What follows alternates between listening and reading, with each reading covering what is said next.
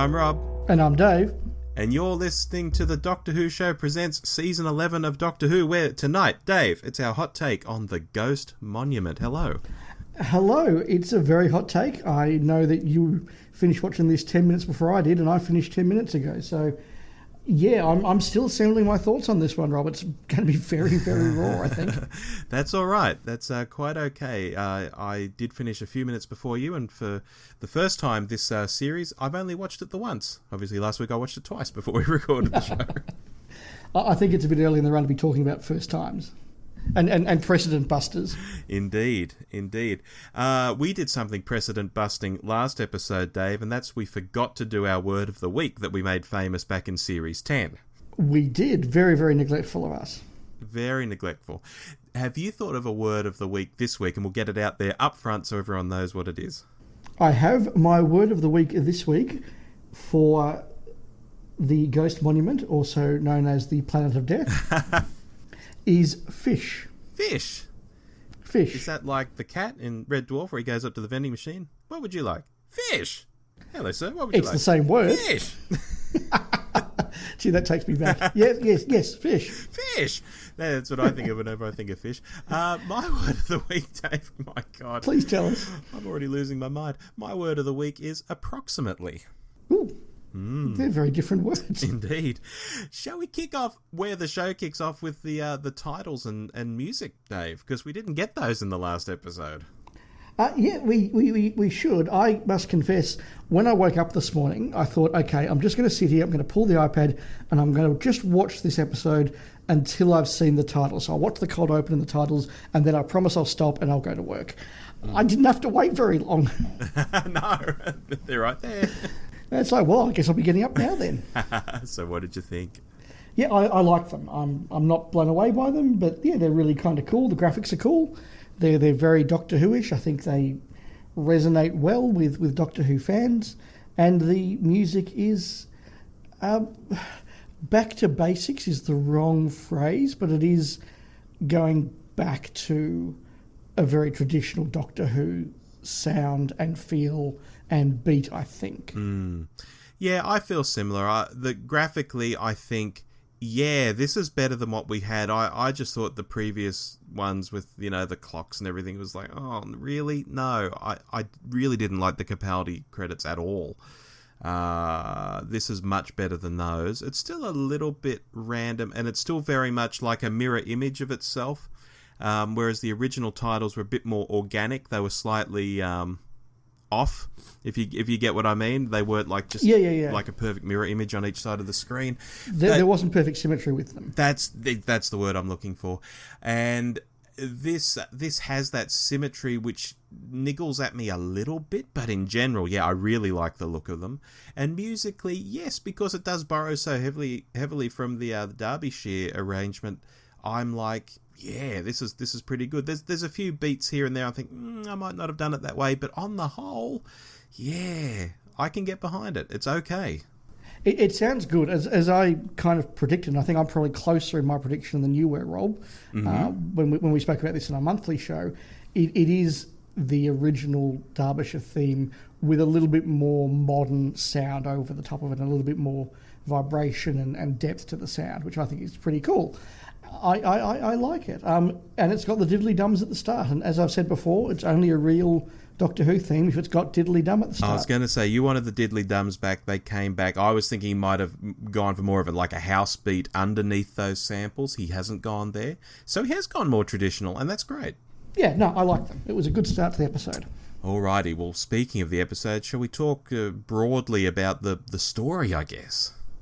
Yeah, Rob, tell me, what did you think of the Planet of Terror? Dave, I think this episode started great, then got a bit ho-hum. I really, really enjoyed the space and spaceship scenes at the start when they're on the two different ships. It might have been almost a bit Night of the Doctor, like we're in a ship, it's not doing so well, we need to do drastic things, we're rushing about, we're in space. Excellent.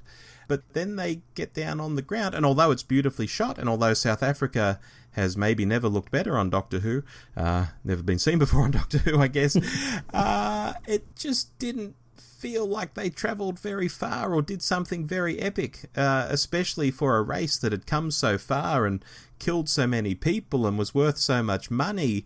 It was like a very anticlimactic end to such a ostensibly big race. You know, to me it might have felt a bit more realistic as if this was just a slice of the same race, maybe from earlier in the race, and the Doctor and companions were just caught up in one leg of the race, and it wasn't all about who was going to win in the end. And it could maybe feel a bit smaller. Maybe I'm being a bit nitpicky, but that's how I felt about it. Okay, you've said a lot there, Rob, and at the end of it, I'm not sure how you felt about it. Mm-hmm. Did you enjoy it? Yes. And at the end, when we give our scores, people will see that I certainly think it's no worse than last week's, and I enjoyed last week. I guess I'm being nitpicky in some ways. Interesting. I enjoyed this. During the week when we were discussing the episode on Twitter, Rob, with some of our listeners, yes, you asked what did I want from this episode, and I said I want an improvement on next week. After we've got the introductions out of the way, I want a good adventure, and we got a good adventure. We had the introductions out of the way. We still added a bit more to the characters. We saw a bit more of a couple of characters. That's fine. That's how a series progresses. I thought this was a good, fun adventure in space and time.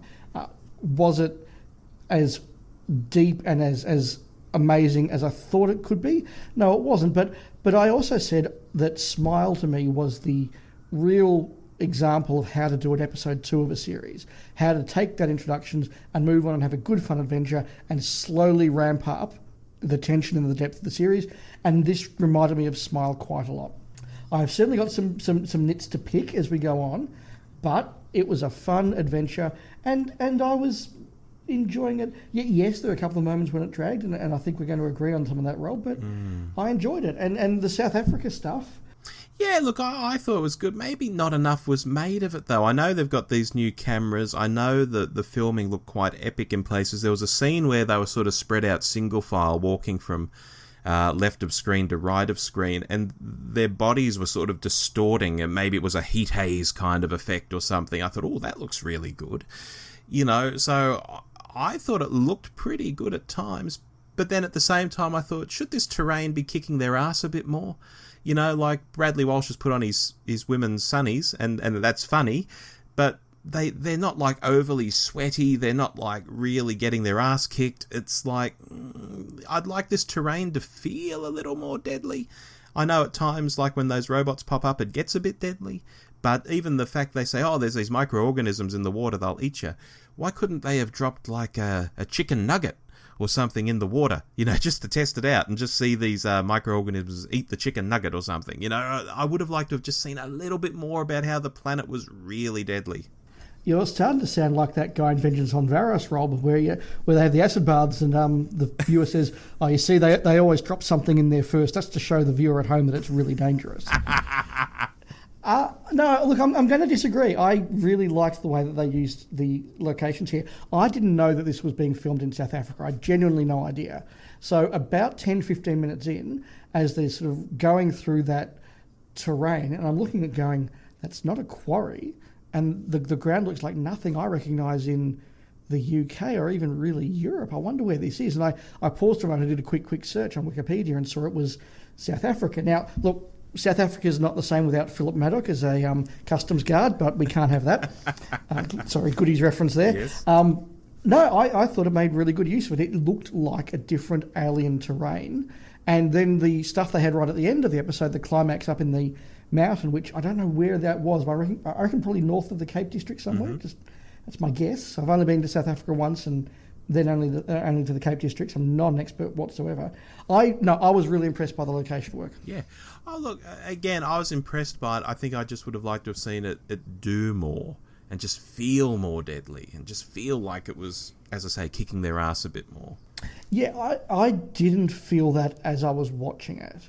I've got to be honest. That didn't occur to me. Now that you raise it, yes, I do get where you're coming from. And it does make you wonder whether if this was a different story, there might have been a third competitor in the race who didn't make it and did get to be killed along the way so that you could realise how up the stakes were, perhaps. And just even in terms of breaking a sweat, I don't think anyone broke a sweat. No one threw their jacket over their shoulder or put their hands down on their knees and were like, oh, wow, this is tough. It just seemed a bit, I don't know. Okay, none of that occurred to me when I was watching it, so not disqualifying what you're saying there, but I was kind of relaxed about it. Okay, something you said you would look at from last week, and I'm not sure if you have this week, but I certainly looked out for it, was cliched and clunky dialogue. I picked up on a bit. Dave, did you pick up on any? It was better than last week. Mm-hmm. It was still there. Yes. Now, who actually wrote this? I didn't even check. This was Chibnall again. So pure Chibnall? Pure Chibnall. That's pure interesting. Uncut Chibnall. Interesting, because it felt to me like a two-author work in that somebody had written a script and somebody else had come along and added to that script. There were moments of it, just tiny moments, that felt to me like they'd been plugged into this story and didn't really belong, or almost like he's sort of had a few character moments he'd written independent of everything and gone, oh, I'll copy and paste that bit into this one and I'll copy and paste that bit into this one. So a little bit better than last time, though. I thought it was an improvement.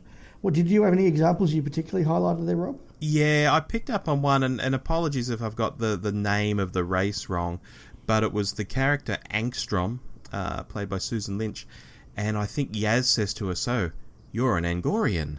And she says, yes, I'm an Angorian from Angor. And then, now, let me give you a history of my planet.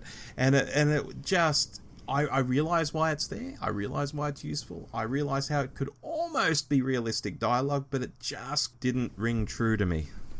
It's something that I've noticed a lot more lately, particularly since Richard and I have been doing the Blake 7 podcast, where because of Blake 7's serial format, there are new characters every episode. And some of them are drawn really, really well with just a few bits of dialogue. Others simply are not. And writers like Robert Holmes and Malcolm Hulke in the classic series, and even Terrance Dicks, really. Terrance Dicks was really good at this without being showy. And I should add, Russell T Davies is probably the master of it in the new series. I shouldn't neglect him. They are very good at creating a character from a few lines of conversation.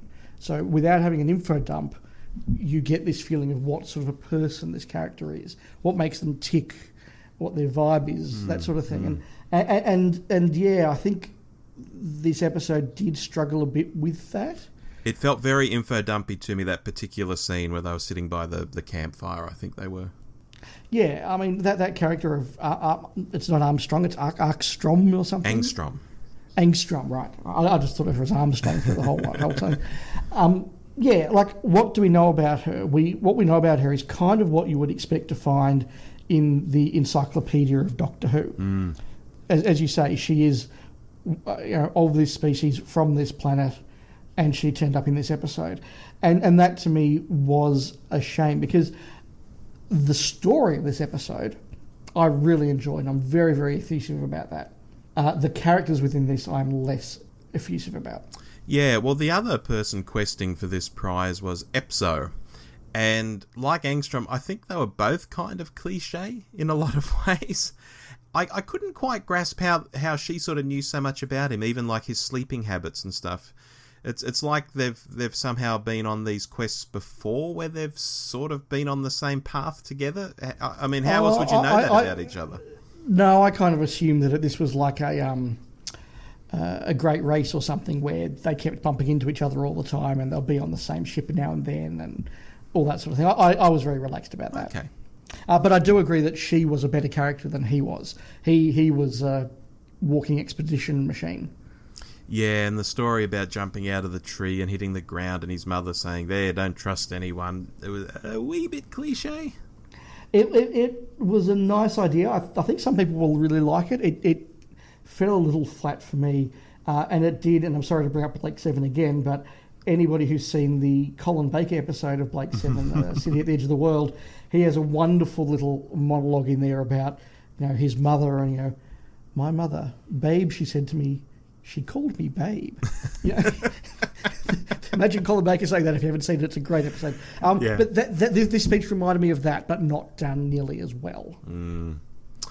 Yeah, so that was a bit unfortunate. And I guess the third wheel that they're sort of playing off from time to time is Art Malik, playing, I think, Island, I think his name might have been. I really liked him. I thought he was really cool. Look, he looked great and he acted really well because he is a great actor who I think last week we said he's been in everything. But was he a little bit wasted, just popping up twice as a hologram? I didn't think so at all. I didn't really... Like, I'm aware of the name, and I'm sure if I Googled him, I've seen him in stuff. I know I have. But, I think he was in Tyrant and a couple of other things that I do remember seeing him in, but he's not that big a deal in my mind. I really loved his character. I love the way he delivered the dialogue. I love the way that he was a little bit more natural than the other two. And I really love the way that he was completely indifferent to the Doctor and the Doctor's companions. Yes. He's like, no, these aren't part of me. I don't care. I'm not. And he didn't allow himself to be distracted by them. I thought that felt really, really real.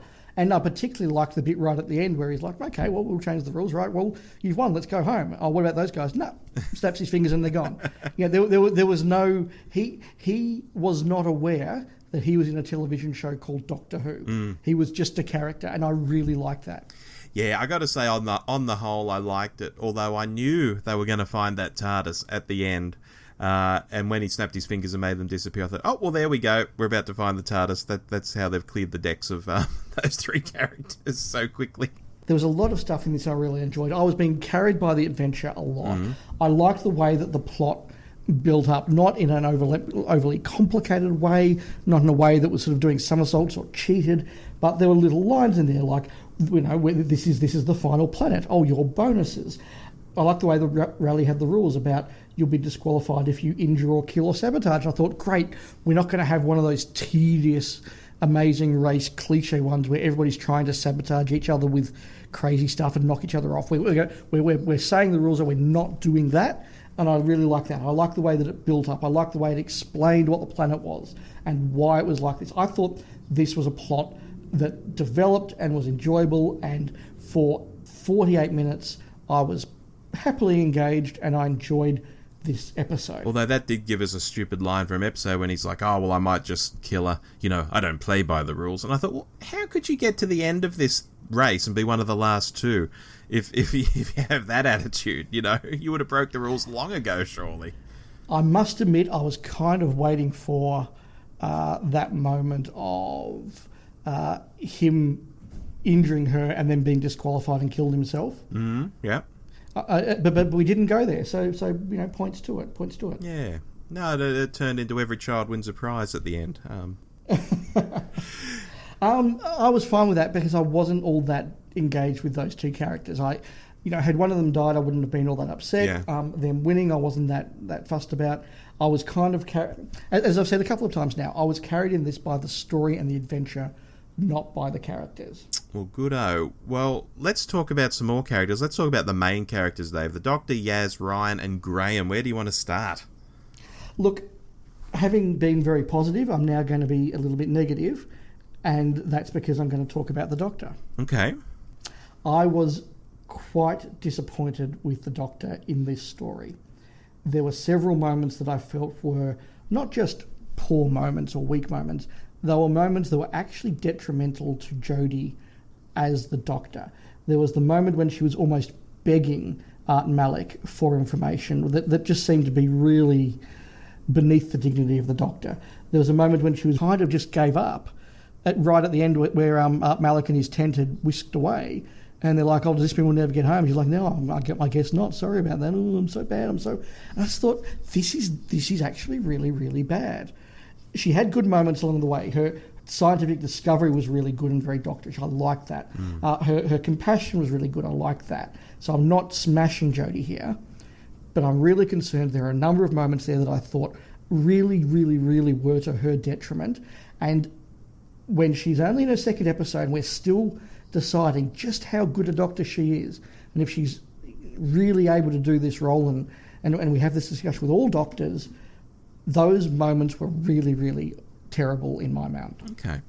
My wife at the end of this said she still doesn't have a grasp on where Jodie's at. And I'm not sure I do either, although I tended to like her on the whole in this. Although that scene where she did give up at the end, particularly when it all turned around within 30 seconds and the TARDIS was there and she was excited and so on, I thought, well, what was the point of that? Why couldn't the Doctor have just turned to the sunset and just gone, we're going to get out of here? Something will come up. And then the TARDIS appears, and of course something's come up. That would have been more Doctorish to me. That still would have flowed. So that was an odd scene. But on the whole, I quite liked her. And, I made a note here. Do I see some Davo in there? Because she's quite polite. She's more polite than a lot of recent Doctors. Like several times, at least I think several times in the episode, she was saying to the companions and such, thank you for being here. And, thanking them and such. And then I thought, are we just projecting things on her? Because, people on our Twitter feed have said, she's a bit like Smithy, I like that, or, she's like Tennant, my God, that's horrible. And I'm saying, hey, maybe she's a bit Davo, Yeah, we saw a similar thing happen with Capaldi, where people wanted to say, what Doctor is he like? And, he's a bit like the third Doctor. He's a bit like Tom Baker. He's a bit like Hartnell's Doctor. And after a while, you go, actually, no, he's like his own Doctor. Yes. But you're right. We are still at that phase of Jodie's portrayal where we are kind of trying to use other Doctors as a reference point to get a handle on her. That's a very natural thing to do. As I said, there were some lovely moments in there. Her stuff with the acetylene, I thought, was a lovely Doctorish moment. I thought the way that she had a confrontation with the male competitor whose name escapes me. Epzo. Epzo, yeah. That she had a confrontation with him later in the episode that I thought was actually really, really good. And that's what I want to see from her Doctor. As I said, there were several moments, though, where I just thought, this is actually undermining the character, and I hope that this is an aberration, not a trend, because it would be very, very poor if Jodie Whittaker's Doctor was the one who begs and gets dejected and gives up. And again, listeners, let us know if you saw the same things I did, or you're more with Rob. I thought this was actually something I wouldn't expect from any Doctor. Interesting. Okay. Shall we move on? I'll pick Yaz. Dave? Can I say, Rob, I have a note right here. Let me read this out verbatim to you. Okay. 12 minutes in. Has Yaz had a line yet? My note here, Yaz, still the third wheel? At least it feels that way. Yeah, she contributed nothing to this episode other than feeding lines to other people. I just, again, not drawing conclusions because we're only 2 episodes in, but I'm now a little bit on the alert that this is going to be the Davo TARDIS team again, where somebody either gets to be asleep in the TARDIS for an episode, or someone gets locked under the floorboards for an episode, or someone gets locked in the cellar for an episode, or just somebody really just wanders around without anything to do for an episode. Jumping forward, I think it's likely that next episode will be the Yaz episode. I hope that doesn't mean then that one of the other characters gets locked in a cellar for that episode. Chibnall has given us 3 companions. Clearly he therefore has a plan and a reason for doing that. And therefore I hope we're not going to just have this ongoing problem of somebody being the third wheel, and more often than not it's Nyssa. Sorry, I mean Yaz. Yeah, well, if Yaz is Nyssa, Ryan, well, you like Ryan, so Ryan must be Adric. And Graham has all the good lines, so he's Tegan, clearly. Yeah, that works. That actually works. I don't think Janet Fielding would be upset with that at all. Yeah, well, look, I've got nothing really more to add there on Yaz. I'm a bit disappointed with where she's at, because I think she seems to be a good actress to me, and she's got potential, and she looks good on screen, and she looks good as part of the team. I'd just like to see her be given something. I agree. It's not the actress, it's the script. Correct. Having been a bit down on the Doctor and well, not down, but just disappointed by Yaz, I haven't been a bit concerned about Graham last episode, as you'll recall, Rob. Yes. Actually enjoyed him a lot more this episode. I thought he was a much better, more rounded character this episode. And particularly at the start, when he was separated from the Doctor, I actually thought that there was a moment where he was actually threatening to take over the lead. He was almost being the Ian of this ensemble. And I hope that there aren't disingenuous fans out there who start saying, well, he should be the Doctor and she should be the companion. If they do, I hope it's just a reflection of how much better he was this time. And like I say, he was becoming the Ian Chesterton to Jodie's Doctor. What about you? You quite liked Graham last time. Did you like him this time? Oh, I liked him even more this time, Good. Those sunglasses, the lines he was given. I won't say he stole the show, because I don't feel that he stole the show, but he was close. He was doing some good stuff. Yeah, he was. I thought he was a lot more well-rounded and a lot more human there. I quite like Graham. I thought he was very well performed, and yeah, he was a big plus of this episode, unquestionably. All right, so let's bring it on home with Ryan. I enjoyed Ryan more this time around.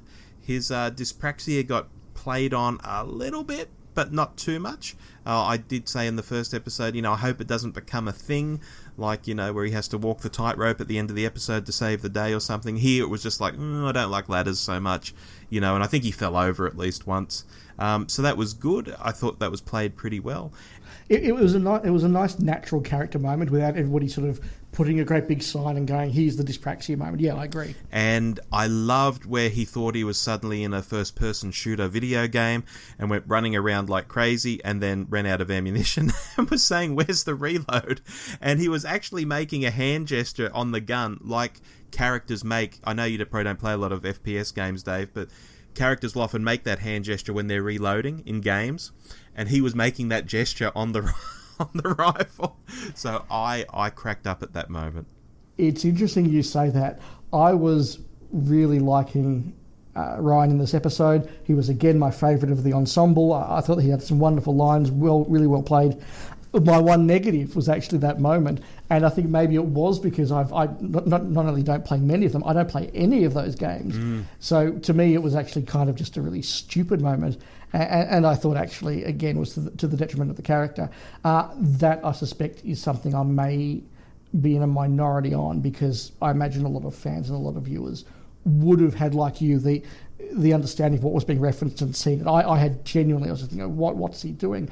And then the yelping and everything. I was like, oh, come on. You clearly got that reference, which is good. Yeah, and look, I can see that if you didn't play those games, it might seem a bit weird for him to suddenly become all macho and be like, I was born for this moment. And, that's like, what? Where did that come from? Because I was a bit like that when he said those lines. But then when he ran outside and just the crazy way he was shooting, I thought, he's playing an FPS. And then when he tried to reload, I was like, oh, I get it now. So, yeah, but if you didn't get that, yeah, it would seem a bit weird, I think. Yeah, it was. It was just odd and a little bit creepy and crazy for me, which was a shame because, as I say, otherwise I was really enjoying his character. I think that the actor who plays him is extremely good at internalizing emotion and showing us internal emotions of a character, which is really hard to do as an actor, but this guy does it really, really well. I like that. I like the way that he's playing on multiple levels, not just all out in front. Do you think it's all leading up to Graham lying there dying on the ground and Ryan saying, I love you, Granddad? Or Ryan about to get sucked into a black hole, into another dimension, and seeing Graham for the last time and calling him Granddad? Or just some sort of Granddad moment?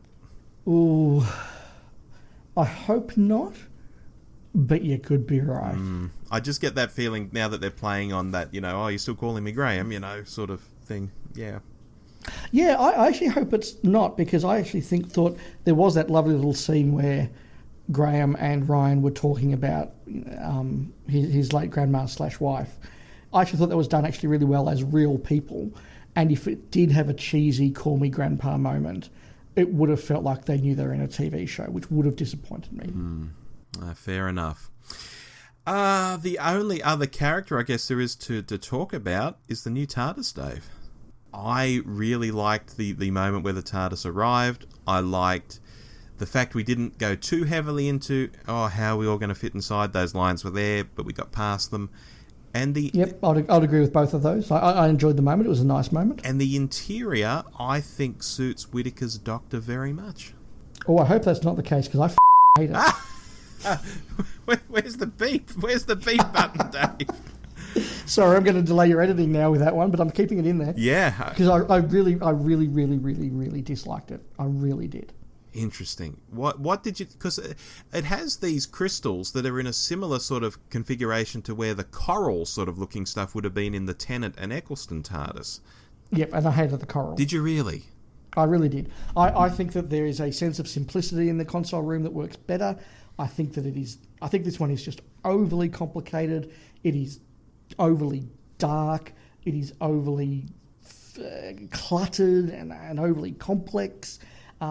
There were a number of, even just in these few minutes we were there were a number of shots there where those stupid crystals were in the way, and I'm like, how are they going to film around this? It was needlessly begging to be interesting and better and different. And I really, really hated that. I'll give it 1 point, which is for the police box door thing. I actually really like that. That was cool. But this is everything I don't want a console room to be. And one of the things that has been a pattern in New Who has been these just... Every console room's got to be bigger and better and grander. And no, I mean, when we saw the original Hartnell console used a couple of times now in the series, it just looked so good in comparison. I did at least like some aspects of the Capaldi one where they sort of had the books, and it was a bit more spacious and open and a bit better. But no, I really, really disliked it, and I think again I'll be in the minority, and that's fine. I'm not dying in a ditch over the bloody console room. You know, it's the thing they arrive in and the thing they leave in. Who cares? But you asked my opinion, and I didn't like it. Yeah, and look, it may change during her run. You know, Smithy had that steampunk console room for a little while, then he had a different one that was more like Capaldi's, pretty much the same as Capaldi's. Oh, and that rotating police box, that's just too knowing. That's just too knowing. I've made a reference to that. I made a reference to the biscuit and the spinning police box. The biscuit I thought was cute, and I hope it's not used ever again. But the spinning police box was the modern version of the Doctor having question marks on his collar. Yeah, good analogy. Yeah. Very good analogy. Yeah, that's how I saw it. Just immediately thought, no, that's not right. Can I bring it back to a positive, Rob? Of course. I want to really compliment the design of this episode, particularly in the second half where they got to the ruins. In my mind, when they said you've got to go to the ruins, I had this image of what ruins in a sci-fi program look like, and they didn't look like that. They were new, they were different. It was steel rather than stone. It had interesting angles, it had interesting lighting. There was lots of imagery in this that I thought was really, really good. Which again comes back to, although I've been incredibly critical of a couple of small aspects of this episode, I hope that hasn't distorted people's understanding of my opinion of it, because overall, the adventure, the look, the story, it engaged me, and I enjoyed this. It's just a shame the couple of things I didn't enjoy were very strong negatives. But yeah, I thought this was a fun adventure. And all I ever want, I keep saying this, I've said this for as long as we've been doing this podcast, Rob, all I want from Doctor Who is fun adventures, and this delivered. So, you know, it's 2 thumbs up for me. Yeah, I think you're going to outscore me on this when we get to the end of the episode, and I didn't think it was bad myself, so I can certainly see that you liked it, yeah. Okay, cool. All right, quickly, the Chibnall death count. Dave, it's still on 5. No one died this week. No, that's interesting. But I will raise something interesting, and that's that I think we're going to see Tim Shaw again. You see, at the end of last episode, I was saying the death count is 5, and I think you said, isn't it 6? What about Tim Shaw? And a few of our listeners said, what about Tim Shaw too? I said, look, I don't think Tim Shaw's dead. And we got a sense in this episode that Tim Shaw, or certainly his race, is maybe going to wheedle its way back into this story. And I think if the race is, I think Tim Shaw will come back as well. So I think that's even more proof that Tim Shaw might be back. So although we didn't get anyone killed this week, I think we maybe got confirmation that I was right in not bumping off Tim Shaw last week. It would be odd for them to have made reference to that race again if they don't plan to then build them up and pay it off. Now, whether that's paying it off in a larger mid-episode sort of adventure, or whether they're going to be the big bad at the end of the season, I don't know. I have seen a bit of Twitter today, and one of the disadvantages of recording these after work is during work you can't help but see a few tweets. And there has been some speculation that maybe that this is going to be an ongoing thing and there's a reference to them in every episode. Again, it's possible. We may or may not have that. I don't know. Shall we go to the sports desk? Let's go.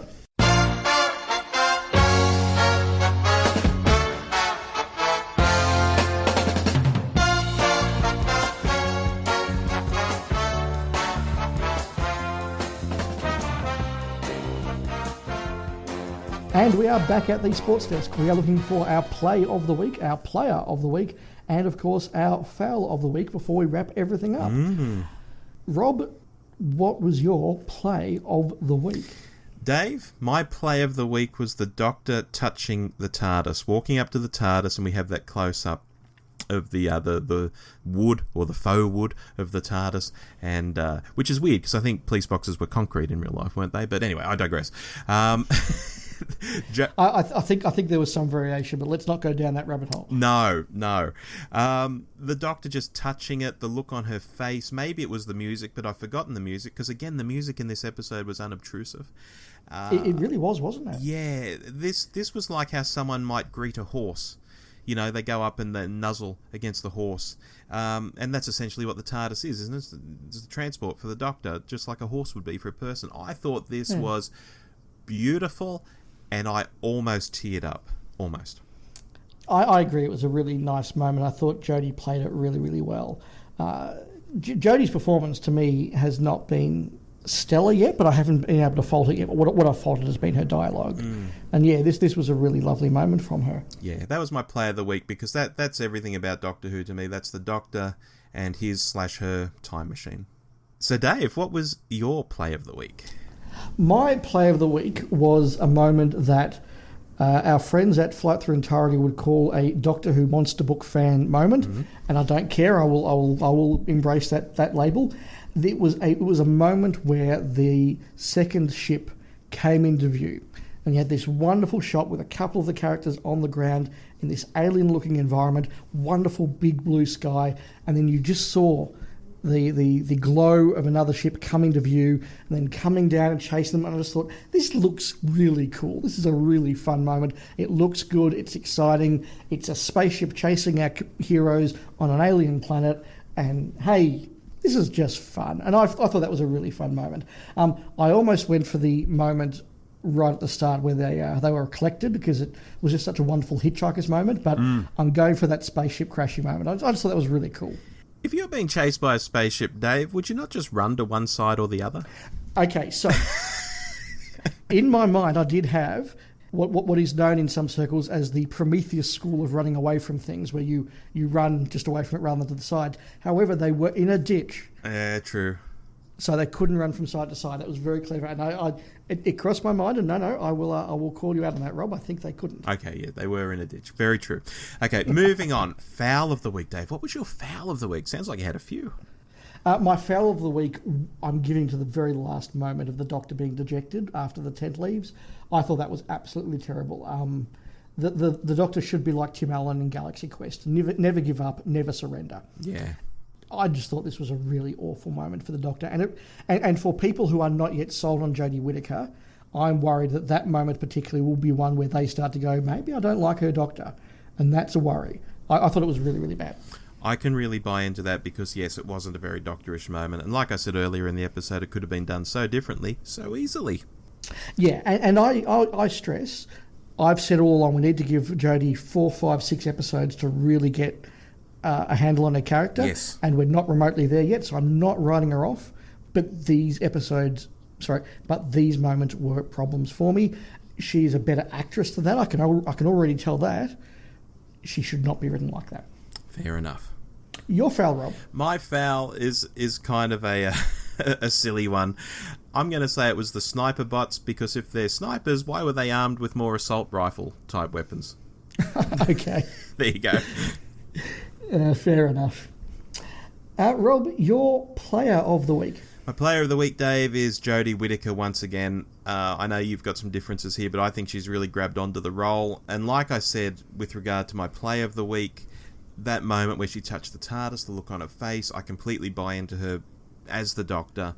I'm really, really happy with her. And I can see how there's room to grow. I can still see that too, but I'm really happy with her. And out of everyone in this episode, I think it's got to go to her. Fair enough. I gave Ryan the runner-up in my player of the week last time.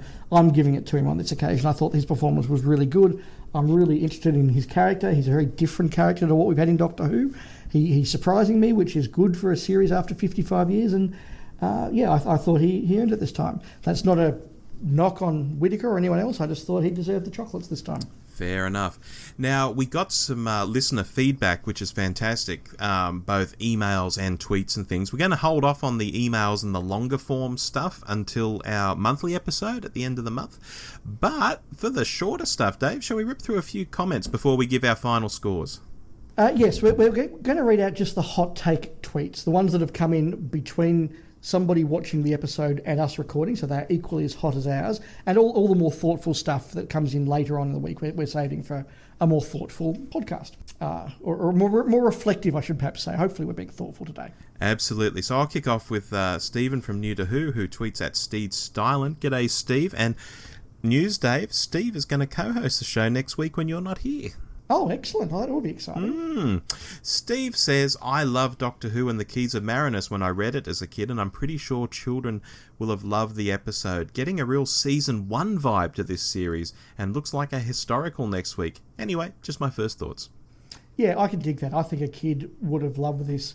The part of me that is still a 10-year-old fan loved this as well. And I have no doubt if I was a 10-year-old watching this, I would have absolutely adored it. Absolutely no doubt. Yeah. Steve, I really agree there.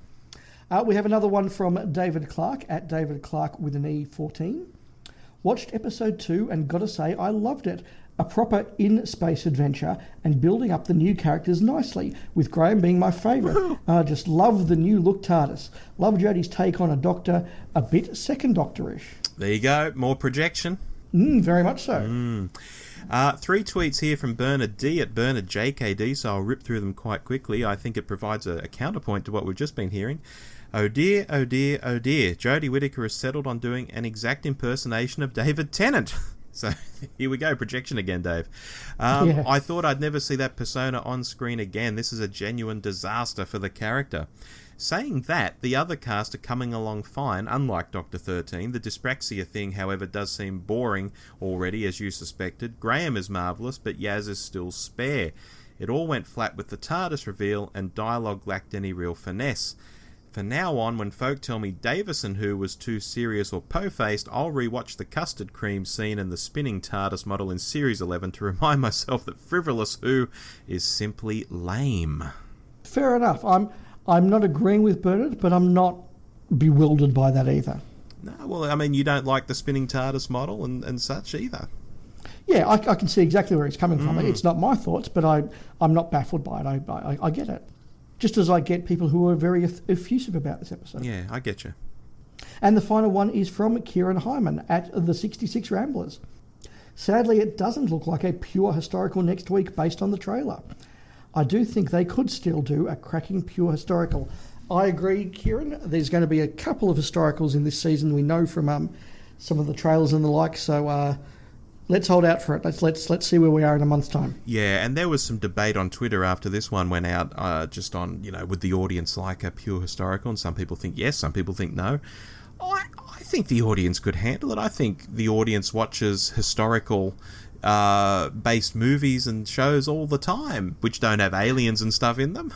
No, there is some very popular historical stuff on television these days. It's probably a little bit hard to call them pure because they are very melodramaed and modernised in that sort of term to be really, pure. This isn't Elizabeth R or I Claudius or anything like that. But yeah, I think it could work. But let's see what can they come up with. All right. Well, that just leaves us to explain our words of the week and give a score, Dave, and then we're out of here. Okay, so my word was fish.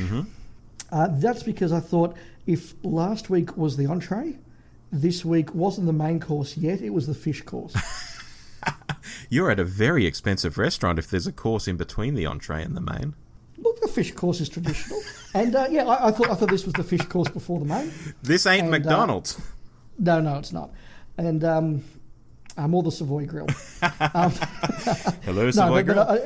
It's an analogy to say that I did think there was a lot more meat on the bone than this one, but we're not quite where I think we're going to be, and that's fine. The series is ramping up. Dave, we're in very similar territory here. My word of the week was approximately, because I think this is approximately in the right spot, but not quite there. Yeah, I think we're very, very similar. And as I say, I enjoyed this episode, and I'm very relaxed about where it is. It is only episode 2.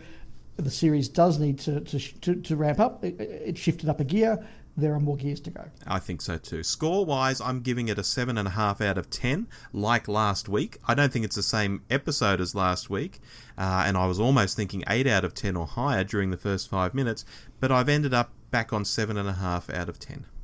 Snap, I've given it 7.5 as well, which is a half a point up from last week. Very positive, very enjoyable. A couple of strong negatives, a lot of room for improvement, a good piece of television. I'm happy. Interesting. I thought you might have been slightly ahead of me. I thought you might have been going to throw an 8 at it. I was very, very tempted, but I'm playing the long game on these scores. Very good.